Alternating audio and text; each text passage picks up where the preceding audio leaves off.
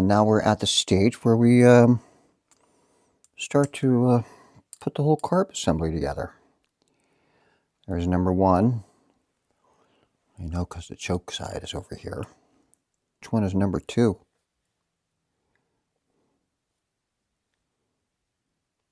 Oh, yeah. Okay, so here's number two because they're going to have this vacuum connection between them, and then line. Then this goes in the middle.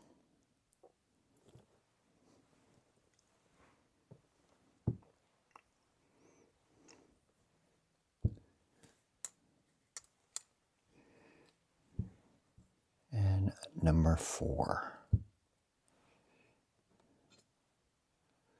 This in the middle, and these between them. Okay. I'm going to break out our drill here in a few minutes. Remember this? All right, so I'll start out with this fuel inlet. As they say with the rubber O-rings, you can't twist them in. You got to push them in.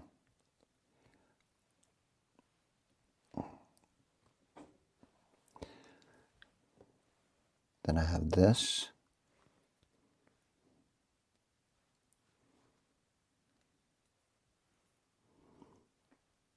This is like a vacuum regulator vent between the two carbs. And then line up that vacuum line and this fuel inlet.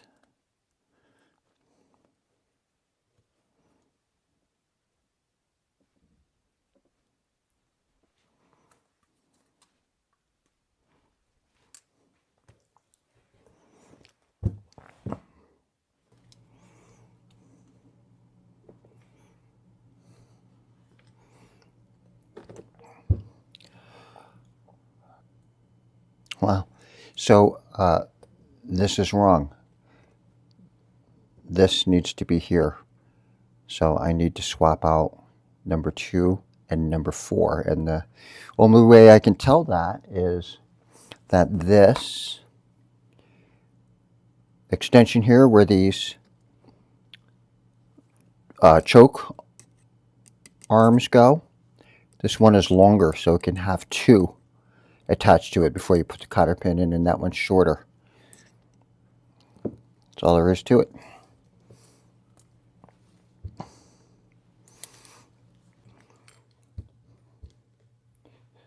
And this one here.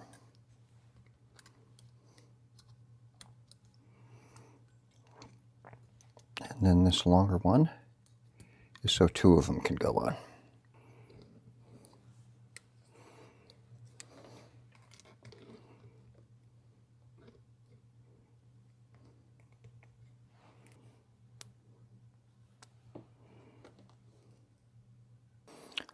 Okay. It turns out the cotter pin was the most difficult part of the whole rebuild. And then this spring would go.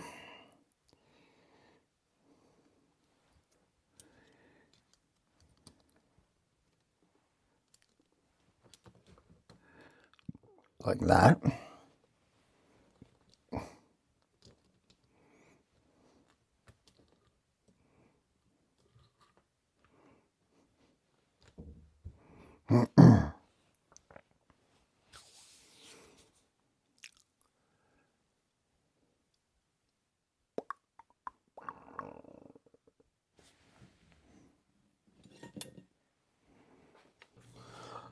Next, we put our carb top boots on. I was excited about painting these red, but they're all on the same side. Which means you'll only see it when you're looking at it from the left side.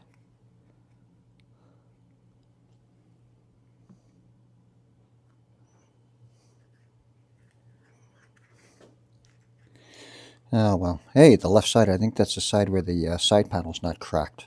That sort of works out. It will have a good side.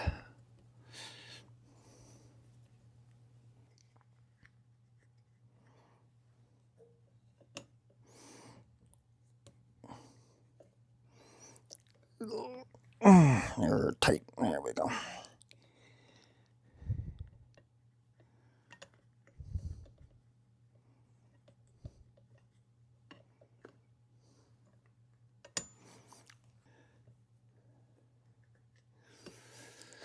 Okay, there's that.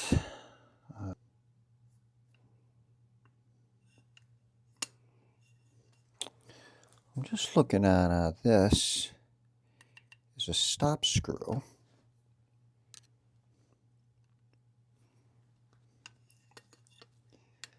for this, but it's not touching it. What is it touching that's stopping it? It's just cranking down on the body, just stopping right here and here. And I bet the engineers didn't want that to happen, and that's why they put in this stop screw.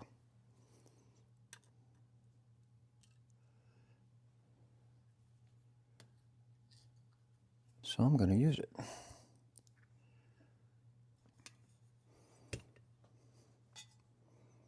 The stop screw.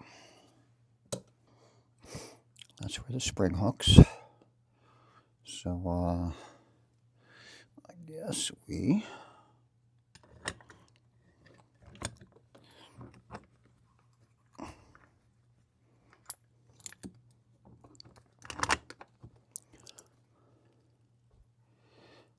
we just get them hooked on here.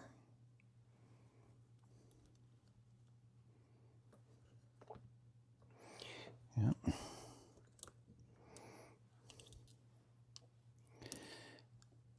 Kind of figured that couldn't go on after the fact, but oh, and also these need to slide in here also at the same time. So let's try that again.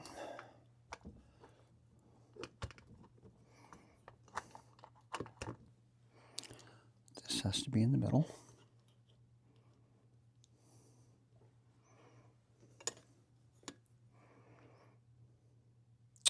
And then these need to slide in here all at the same time.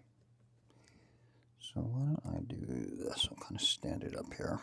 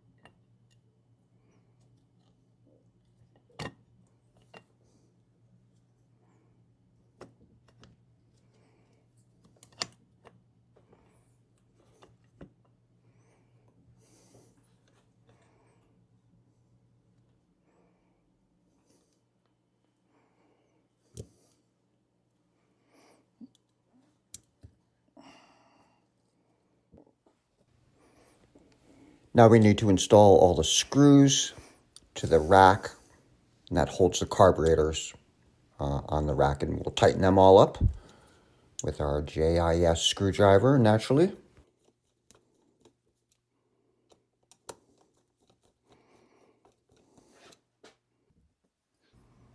This is the throttle cable stay, so for the push and pull cables, they're going to go through these guides before they attach to the actual carburetors, and that is where the the adjustment nut will go. So these are getting tightened down really tight. They were really tight to take off. I really had to lean into them. Next, we'll do some slide height adjustment on the bench. For the drill bit, we want to get these back into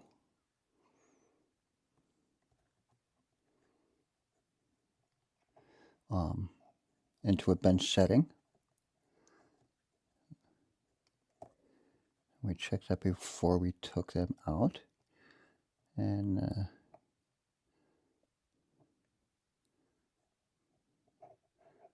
we go, just a tad looser so I can slide it out. Good, and I'll hand tighten that lock nut.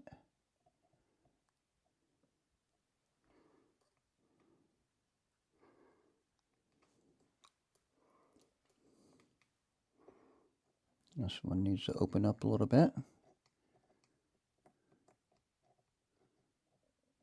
So again, I checked these slide heights with a drill bit that would fit in the height that they were at, which was arrived at by doing a vacuum gauge carburetor synchronization.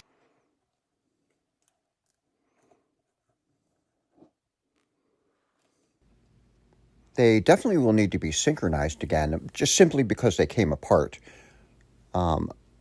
and were cleaned and all that, but also there's new jets added, so it's all a little bit different in there, so you have to redo all that.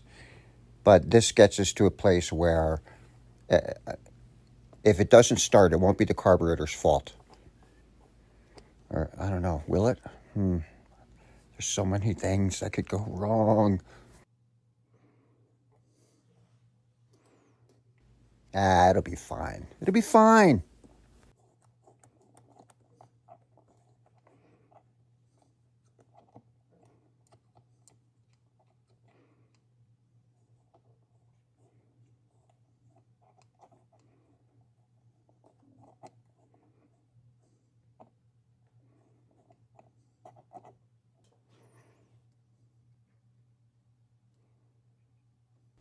Okay, bench synchronization done. They're all even. They're all the same. They're just alike. Hold on, maybe not.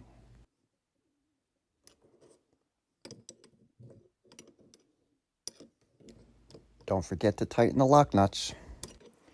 And then this spring. Boy, this spring seems like it's a long ways away from that.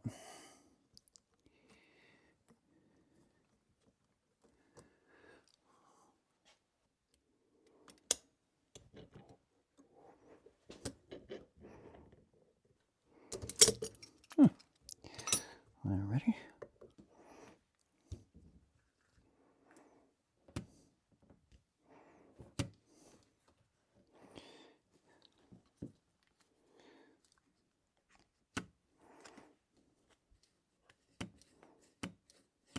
Okay.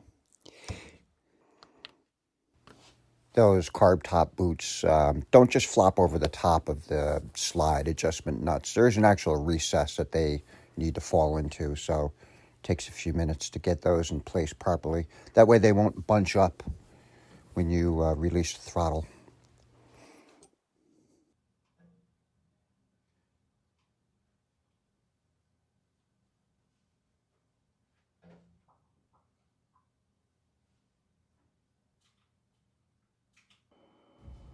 And here we see the international "they're ready" signal.